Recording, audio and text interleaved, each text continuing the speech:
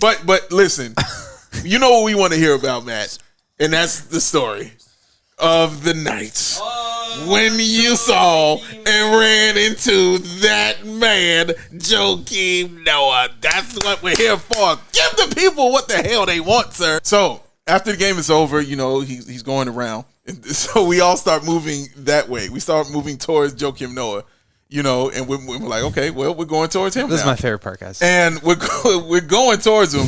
And my first thing I did is I looked behind me. I was like, where the hell is Matt? And, you know, I see Matt on my right. I was like, okay, Matt's with me.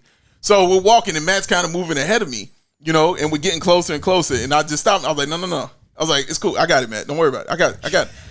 And so, you know, we get to Joakim, and, you know. And I was standing there, too, and I was like, why would Dave, if he knows that Matt really wants to meet Joakim, why would he go stand in front of Matt? What does he do? Like, I know there's probably some good intention here, but, like, what? And so I went and I just went up to Joakim, you know, and I spoke to him, you know, hey, what's up? You know, how you doing? All that, you know. The way that you do?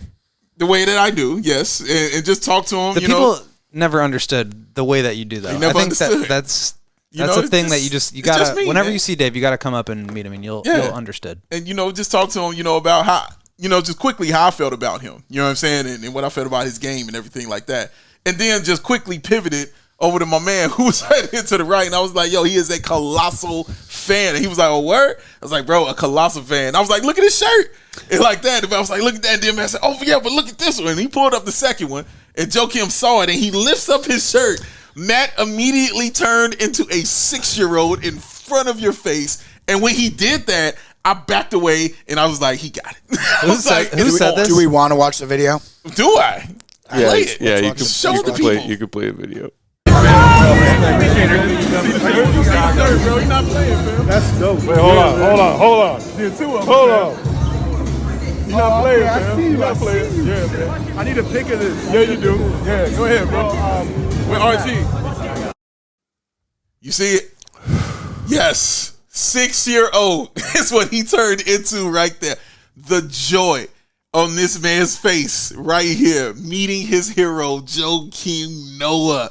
We were all super excited, and I was just overwhelmed excited because it was. Look at him smiling right now. It was just, I was like, cool. It was like, you know, I told you I like being the point guard. I'm like, okay, here's a pass. You know what I'm saying? Right there, your point guard / alignment. But he was, yes, both. But he was ready, and that's why Matt was prepared. Don't talk about shooters. Shooters are ready. The man had on 2 shirts. He was ready. He was ready. He was ready, dog. He was ready for the moment. He was ready for that pass. He literally was. He stepped up to the moment. He wasn't missing his shot. He's not throwing away his shot. Shout out to Hamilton. He's not throwing away his shot, dog. He wasn't going to do it. I mean, like, for me, it wasn't about being ready with, like, oh, hey, here's my shirt, here's my other shirt. And that's how the exchange started. Right. And I was definitely happy that he was enjoying my double Joakim shirt and not creeped out by it. But to me, being ready for the moment was A, not breaking down into tears like a child in front of another grown man, but also actually taking that opportunity, maybe the only opportunity I'll ever get in my life, to tell one of my favorite Bulls of all time, probably tied for first favorite Bull of all time, to say to his face how much I appreciate him, not only for everything he did in a Bulls jersey on an NBA court, but everything he has done for Bulls fans all over the world, for Bulls fans in Chicago, for the people of Chicago, for the kids of Chicago.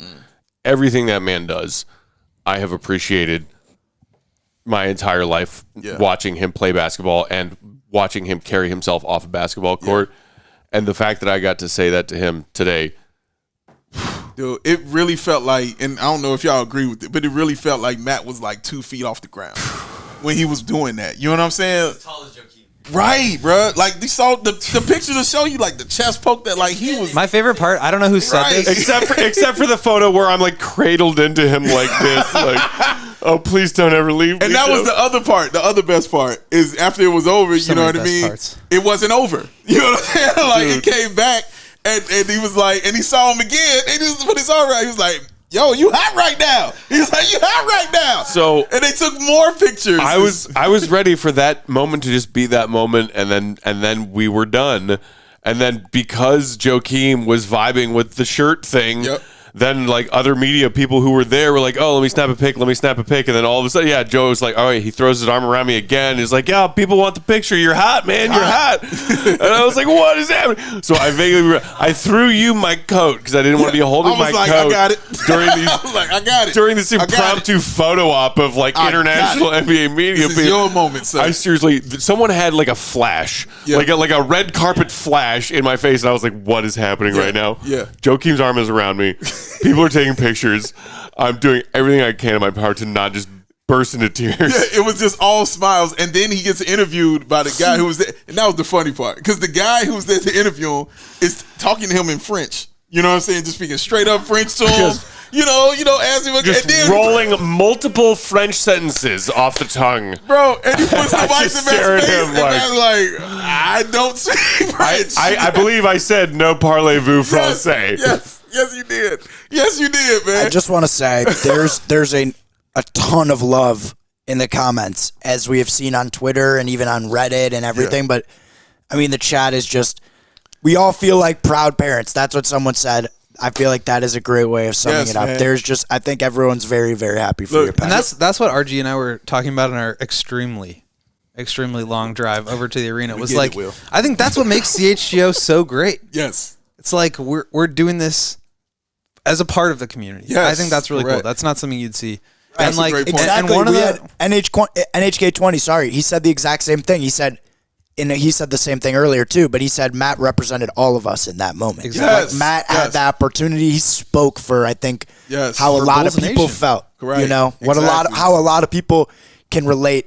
He's getting emotional. Yeah. To, what they would have said if they were in that situation too. And let me tell you something, Joey. Before we left to come out here, before I kept telling Matt we were going to Paris, I was like, we're going. But before we left, like a few days before we even left out of here, man, I looked Matt in the face and I was like, dude, if Joakim Noah is there, we're meeting him. All right? But and we were scoping it out a little bit more than that. Like, but even before I'm just saying before all of that, I was like, dude, no, look at me. I was like, we're meeting him. I promise you, this is going to happen. we manifested that. Dude, it was, and that's why I knew I knew it was going to happen. That was it. It was supposed to be this way. This was supposed to happen this way for this guy right here. This guy right here. Joakim Noah, man. And he's got tons of proof. Tons of proof, Will. He can look at that forever, man. How awesome is this? I hid the tears from Joe. I can't hide them right now. My God. Honestly, though, it was so cool to watch from like 2 feet away. Yeah. Because you and I know how much bro. Matt loves Joakim. It means a lot. It means a and lot, just bro. to see that happen, I mean, that was the so thing, cool. bro. It's a thing, ladies and gentlemen. He's not the only one that feels this way about Joakim Noah. There are a lot of y'all out there that feel this exact way about Joakim Noah, who is showing that love and living through him in that sense, man. And God, it was just so awesome to allow him to feel that. You know what I mean? That kind of joy. This dude is passionate about the Chicago Bulls. Thanks, buddy. You know what I mean? He means it about the Bulls, man. So to see the player he's the most passionate about, meet him, and then not only meet him, but show him the kind of love like that, that's a dream scenario. To express the love in a way that you know he that you probably understood. dream of. You know what I'm saying? Like, man, But my favorite player like, likes what I'm saying me. is, Joakim understands that. Exactly. So when he Joakim gets it, and that's why he reposted it on Instagram. posted him on Instagram, like Matt was everywhere after that. I was on Joakim's Instagram. RG! Yo. RG, he in there, RG. He in there, man. I'm so happy for this man, dog. I don't have any problem showing my vulnerable side. Yeah. I don't. I know this is a rare moment for our show. Yes. But I hope y'all out there watching Bulls Nation take that to heart. This is how much we care. Yeah. We are Bulls fans. We are diehard, like you are diehard. And that moment happening for me today meant the world. Yes. And it's something I will never forget. Come on, baby. Come on, man.